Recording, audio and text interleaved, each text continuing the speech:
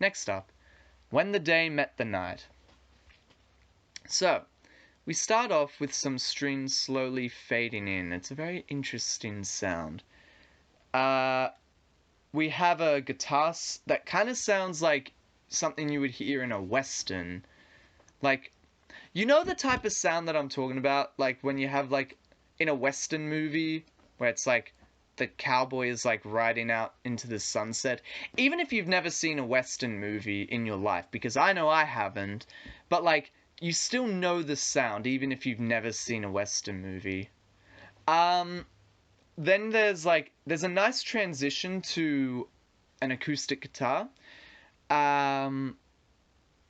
There's this great like combination of like bass, guitar, like acoustic guitar, bass guitar, acoustic guitar, and Brendan's deeper vocals.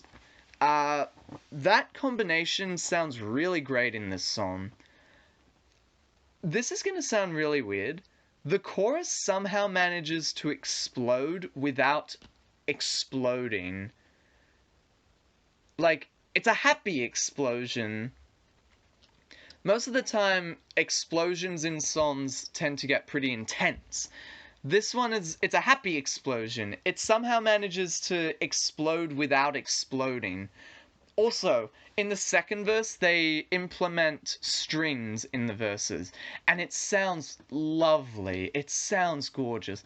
The chorus is fantastic. There are trumpets. Yay! There are yay trumpets. Trumpets that intend to create the vibe of yay, and they succeed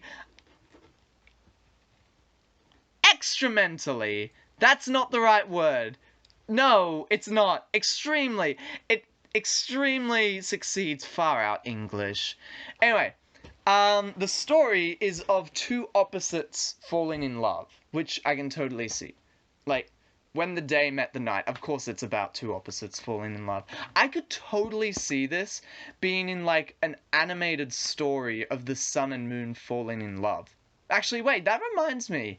They kind of did something like that in a Pixar movie. I think it was like Toy Story 2, like Day and Night, where like Day and Night are like meeting each other for the first time, and it's like Night at first is very envious of Day because it's like so many like people wandering around the place. There's like animals and all that, but like Night goes to the same place and everyone's asleep. But then it's like you go to like Las Vegas and it's like in the day it seems like any other city, but then like at night it's like all dang. I don't know, I'm probably not explaining this well enough, but yeah. It was one of those animated shorts that Pixar did before the actual movie. Wait, actually that reminds me. Anyone who's seen Incredibles 2, do you guys remember that one? That animated short? It was like this mother who raises like a dumpling as a son, and then like they get into an argument or something, and then she eats him or something like that. It's like, what the heck is going on here? Like, what? What? I should rewatch those Pixar shorts. They were nice. Oh, and there was was it Finding Nemo or Monsters Inc? But one of the other. It was like, there was this snowman in a snow globe who wanted to get with a mermaid, but he was in a snow globe and she was in a fish tank. And so he was trying to find all these ways of breaking out of his snow globe. Dang, I forgot about those. I forgot about those animated shorts. They were sick. They were fire. Anyway, alright, When the Day Met the Night. I'm giving it an 8 out of 10. I love this song. It's so beautiful. This is such a happy album. Why is this so happy? It's disgusting. I am not a happy person at all.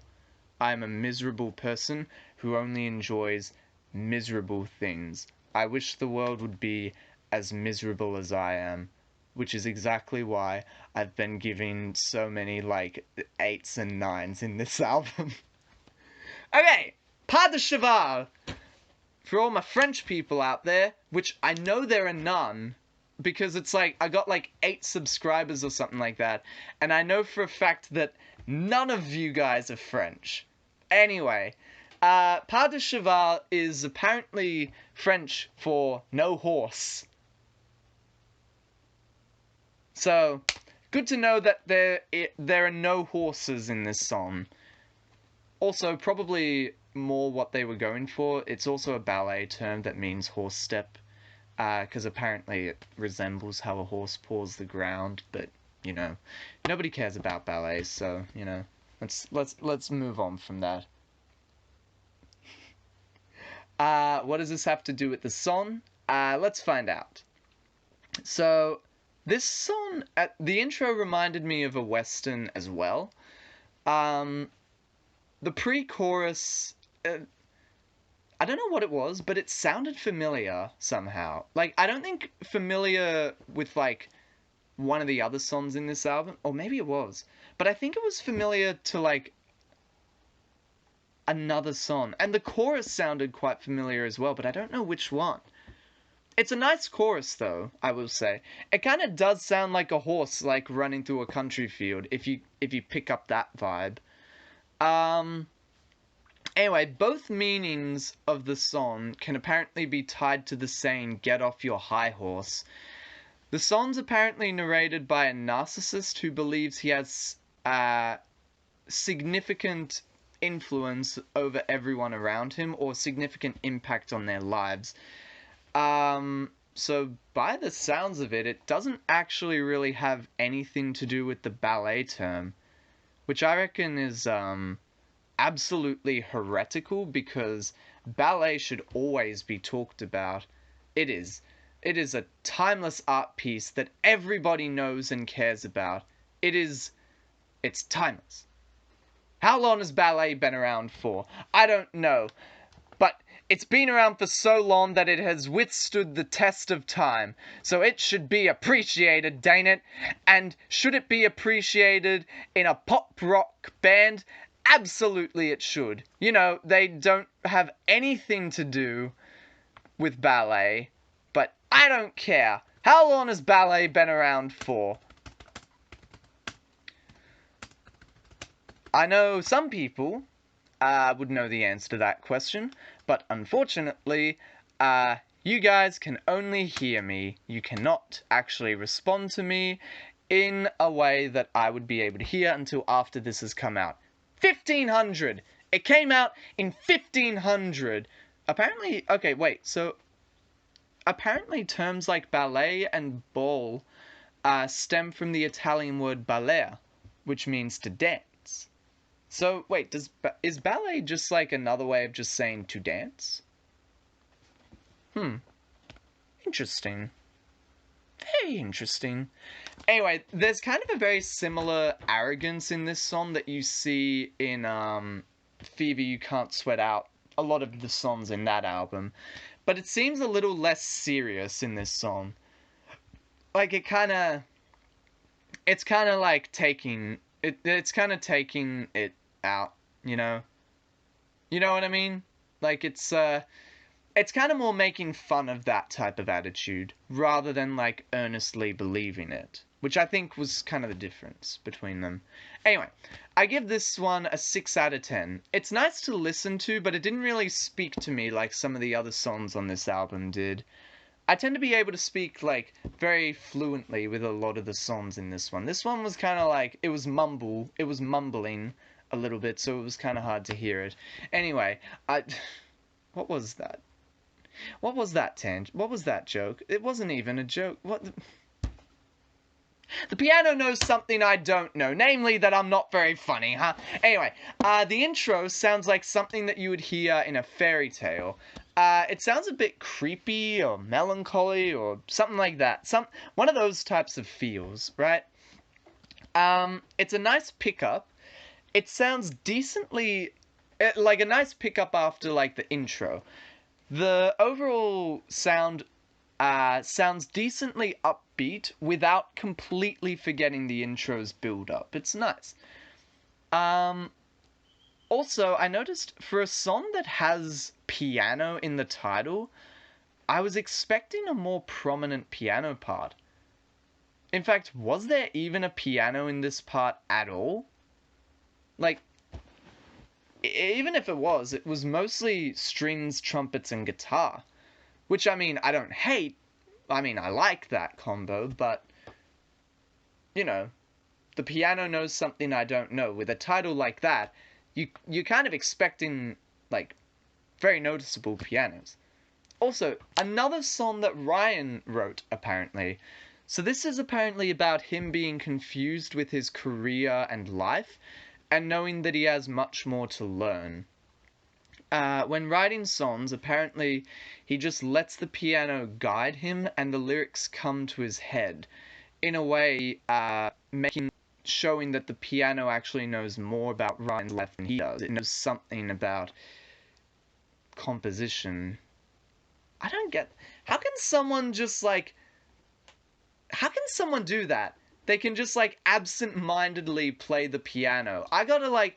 Whenever I play piano, I've gotta, like, rehearse, like, a specific song, like, 10 times a day before I get to a point where, like, I can play it in front of an audience with, like, only one mistake in it. What the heck? How do people do that? Anyway, I give this song a 4 out of 10. Like, just because it was pretty Like, nothing really stood out to me. Like, I know... So, for me, like, the 4 and 6 is, like, any song that I find A 4 is, like, if I find it in a more negative way. Whereas a 6 is more of, like, a positive You know? Anyway, Behind the Sea. It's a very slow and relaxing start. This song's actually quite unique in it that Ryan starts the song's vocals for a change. And he's got a nice voice. Brendan comes in at the chorus. One of the lyrics mentions watermelon smiles. So either these are really weird vocals, or I just don't know anything about watermelons. Maybe watermelon smiles are like an actual legit thing when it comes to gardening them. I don't know. I don't garden for watermelons. Maybe I should start. That'd be neat. Anyway, I like the bridge. It's like an almost Irish jig. Or like, well, I mean, at least some type of jig anyway. There's a very nautical theme with an abundance of vivid imagery. It discusses creativity and the freedom to express it. Also, I'll just mention, yeah, no, the bridge, it's like, it's really nice. It's like an Irish jig or like a shanty, a sea shanty of some kind. And apparently, from what I've read, there's an alternate version of the song that's sung entirely by Ryan. So Brendan doesn't actually contribute any vocals, even in the choruses. Because in this version of the song, he pretty much acts as like backing vocalist during the chorus. Yeah, this alternate version sung entirely by Ryan contains stripped down elements, and it ends before the bridge begins, which is a shame because I actually think the bridge is the best part of the song. Yeah. I give this song a 6.5 out of 10. It would be a 6 if it weren't for the bridge. But with it, I could definitely see myself listening to this again, which is why I gave it a score above 6. Anyway, next up, Folking Around. So many Western sounding openings, although I will say that I probably like this opening more than the other Western sounding openings. Also, I totally get the title. It really sounds like bunch of guys being dudes, bunch of dudes being guys just folking around, you know? This is an example of a harmonica that's, I reckon, done well in a song. It sounds like a great day in the Wild West, which I know is pretty few and far between in the Wild West because, you know, basically everything could kill you in that time. So basically like Australia, but, you know, older. But it sounds like a great day in the Wild West. Also, another really short song. It's only, like, short, like, it's only just shorter than 2 minutes long. Very short, very short. I think it's really nice. It doesn't really overstay its welcome and is just a really nice sound. Um, and apparently it's an intentionally cliche depiction of a passionate romance, which might mean that folking around, the folking might have been intended to be a different word, but, for the sake of censorship and that, couldn't really use the actual word for obvious reasons. 6.5 out of 10. It's a nice sound. It's pretty short, but it means that it's very easy to digest. I will say that if they weren't planning on changing the structure of the song midway through, and it was just going to be like a similar thing to the third song in this album, where it's like it just kind of stays the same way throughout, I reckon it actually would have been worse had it been longer. So I reckon short and sweet was the way to go for this one. Anyway, next up we have, I think this is the third last song in the album, actually. She Had the World. It's another opening that kind of sounds like a jig, but slower. Sounds a lot slower. I don't know what instruments are used in this song, but they sound really nice combined. Also, this is another song that has Brendan and Ryan singing different bits. When the two of them are singing together, they work really well. I really love the pre-chorus and the chorus.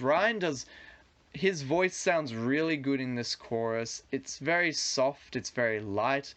It kind of complements Brendan's vocals, which generally sound a little bit punchier and fuller. It's nice. Also, the strings coming in after the chorus, gorgeous sound. Gorgeous sound. Also, I just really love this line that's like, when I look in her eyes, I just see the sky. I don't know, I love it. I love it. It's a really beautiful line.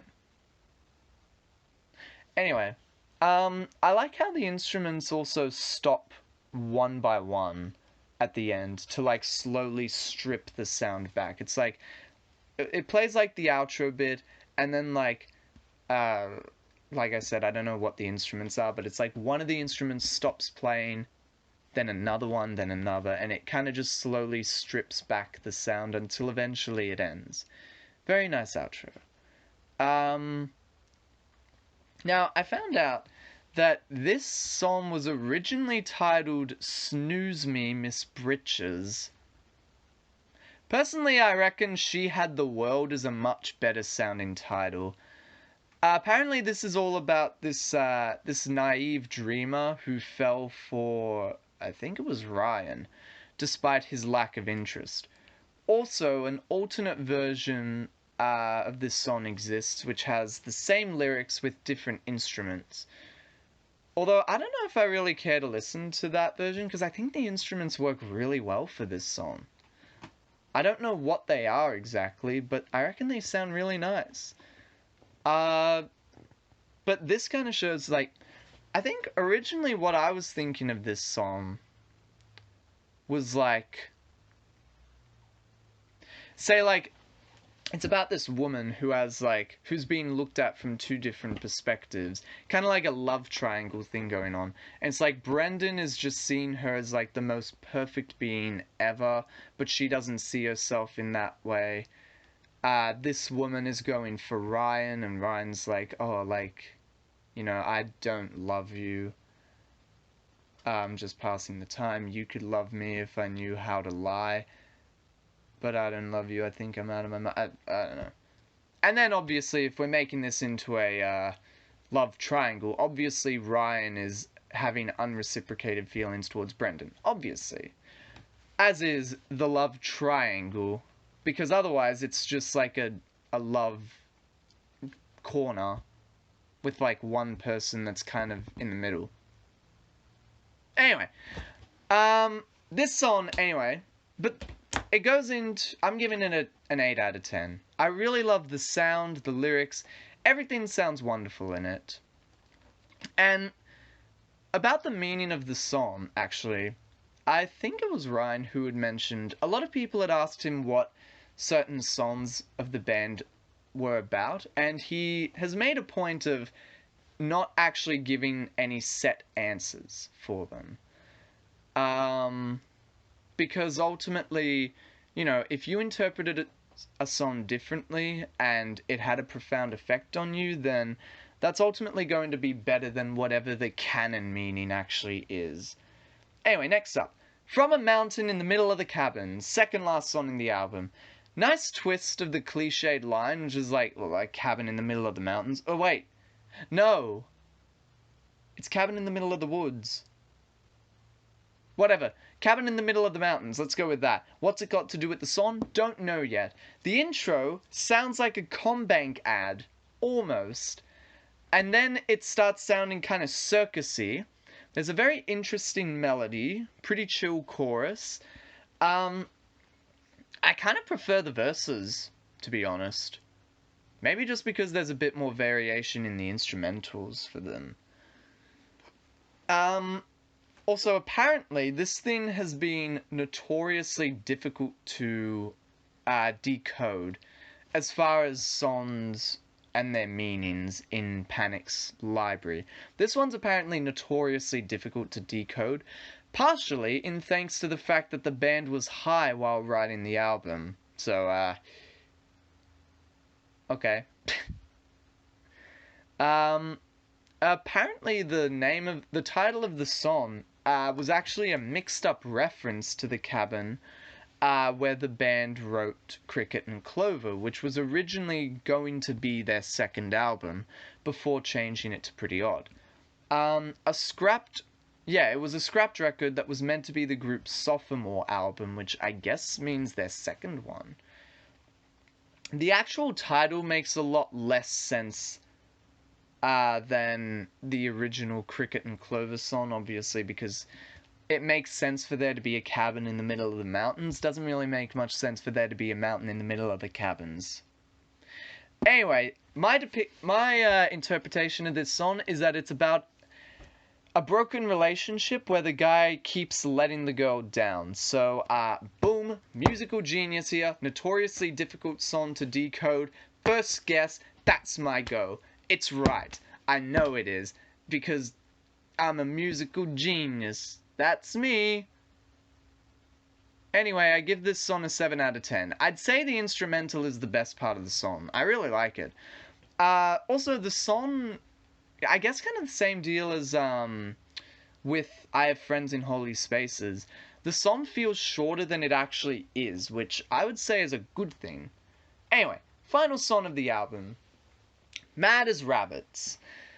It kind of sounds like kind of old rocky at the beginning, like maybe surf rock.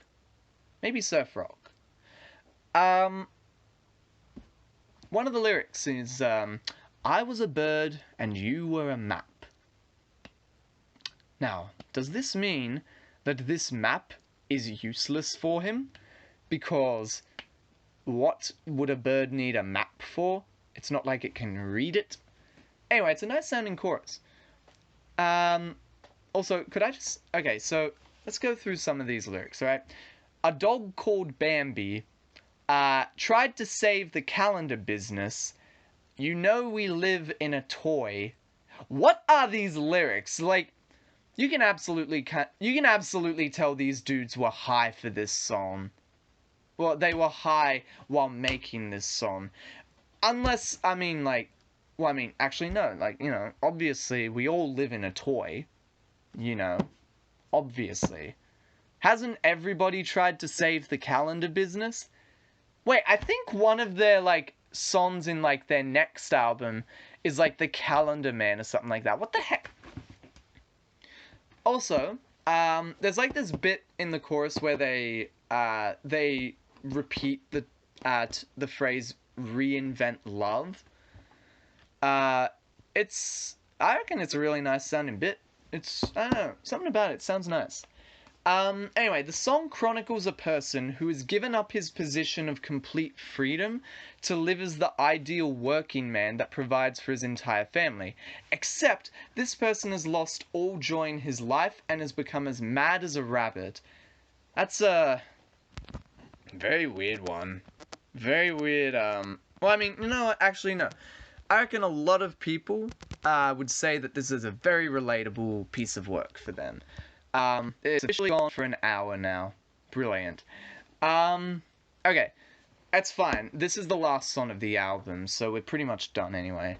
Anyway, I give this song a 7 out of 10. It's a nice ending song. I would say this song is a better ending song than the last album's Build God Then We'll Talk. The reason why is because with Build God Then We'll Talk, I felt like it wasn't really a proper outro to the album. It didn't really feel like the final song of an album at all, because like I'd said in the last video, I felt that the song just kind of ended like very abruptly. It ended very abruptly, and then you were just like, oh wait, it's over. Oh, the song's over. Oh wait, the album's over. Okay. Like, it didn't really feel like a proper outro. With Mad as Rabbits, there's definitely more of a proper outro to it. It's kind of like a fade, like, I'm not sure if it's a fade out, but it's like, even if it's not like an actual auditory fade out, it's still like, the fact that they keep repeating reinvent love at the end is like, okay, yeah, like, it's definitely wrapping things up. It's definitely showing that it's wrapping things up, which I reckon was, yeah, it's a lot better than Build God Then We'll Talk, where the song just ends. Like, no fade out, no sign that the song's really wrapping up at all, unless, like, without knowing the format, the structure of your pop songs and that, you wouldn't know that it's wrapping things up at all. And then it just ends. And then you're like, oh wait, that was the last song of the album. With this one, it definitely sounds better as an outro song. I do kind of question, though, why this song was the one they decided to put at the end, because even though I said that it's a better ending song than the last one, it doesn't really sound like much of an ending song. Like, it kind of sounds like this song would kind of belong in, like, the middle of the album instead. And then, like, the last song of the album might have been something like, She Had the World. I reckon She Had the World would have been, like, a much better ending song because, well, I mean, I guess partly because it has a much better sounding end with the instruments all slowly stripping out and that. Yeah. It's a genuine question. Like, why did they decide to have this one be the last one in the album? That's what I'm wondering. Anyway, yeah, so that was it. That was Pretty Odd, Panic at the Disco's second album out of 6 now. Hey, we're a third of the way through, guys. Overall, I would say that this album was... Oh, actually, no, I'm gonna... okay.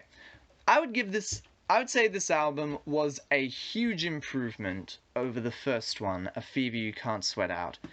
The only thing that the first one did better was switching genres midway through.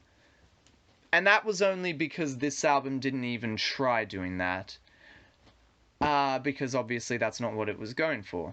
If I were to describe this album in one word, it would probably be whimsical.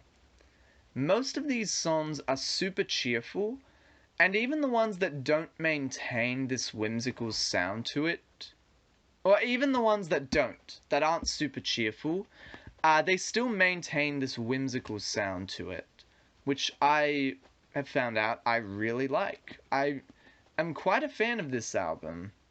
Yeah, I'm quite a fan. Anyway, so with all of the scores that I have given to each individual song, pretty much what I'm going to do here is pretty much add up all of the scores and basically make like an average score at the end of this. So we've got 6.5 plus 9 plus 5.5 plus 6.5 plus 7 plus 8 plus 6.5 plus 8 plus 6 plus 6.5 plus 8 plus plus 7 plus internet. You're really doing me a disservice here. Plus 7. And then divide that by the number of songs that are in this album, which is 15. 15? Oh, that's actually more than I thought. Anyway, this gets a total score of 6.8 out of 10. Which is actually lower than I expected it to be. Yeah, what the heck? Well, I mean, you know what? It's still above, like, a passing grade. Yeah, I reckon, yeah, no. This is quite a good song. Oh, quite a good album. I said, yeah, with that score, I'm saying that I like it, and I could see myself going out of my way to listen to it again. Obviously, I would say that some particular standouts of this album were obviously 9 in the Afternoon, but also some songs like I Have Friends in Holy Spaces, When the Day Met the Night, and She Had the World. Those are also some particular highlights. If you're a fan of the Beatles, or if you just want to feel good, I would definitely recommend it. If you're a Panic fan, you might be a little bit surprised by the difference in genre, but yeah, I would definitely recommend it. It's a good album. So anyway, yeah, that's pretty much it. Next week, I will be looking at Panic at the Disco's third studio album, called Vices and Virtues, and we'll see how that one goes. The most well-known song in that album is the Ballad of Mona Lisa, another song that a lot of people say is the best one that they've ever made. So this will be interesting to see. Anyway, hope you guys enjoyed, and yeah, I will see you guys next time. Until then, have a good one.